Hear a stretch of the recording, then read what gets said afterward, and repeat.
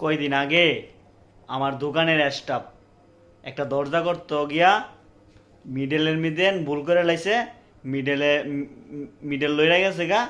তখন দরজাটা এক সাইডে নকশায়া পড়ছে আর এক সাইডে কাটা নেই। তখন এটারে কিতা করছি, একটু বেন হাঁটায়া কুন্দরা কাজ টাজ কইরা দিছি। পরে অপর পিসটার মিদে আবার সেম ডিজাইনটা কইরা দিছি। মোটামুটি সুন্দর ওই লাগে, এত খারাপ হয় না। এখন স্টাফে কইরা লাইছে, এখন ভুল তো কইরা লাইছে, কি করার, মানুষ ভুল তো মানুষেরই। এখন দরজাটা মানে কাস্টমারে নিতে আইছে, আইসেরা কইতেছে ভাই এই দরজাটা এমন করে, এই দরজাটা আমি নিতাম না, দরজাটা আমি কাস্টমারে বানাই পারতাম না। আমি কই ভাই স্টাফে ভুলটা করে লাইছে, এখন ভাই কিতা করাম, কাজ তো করতে গেলে তো ভুল ওই, এটা ভাই কিতা করাম। না ভাই, পার্টি তো ভাই মানে না। না ভাই, আমি এই দরজা হাওয়াই পারতাম না, আপনি আমার দরজা বানাই দোন লাগবো।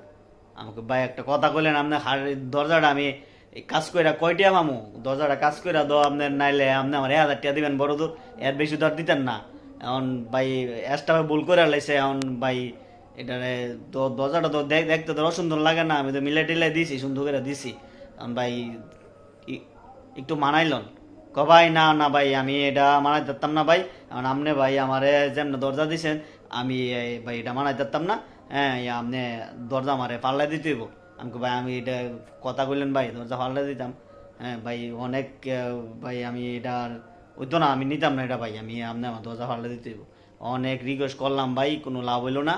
এখন আর কিতা করাম, এক্সট্রা ভুল করছে, মা দনে জরিমানা দন লাগবো, কিচ্ছু করার নাই, এটাই বাস্তব। আসসালামু আলাইকুম।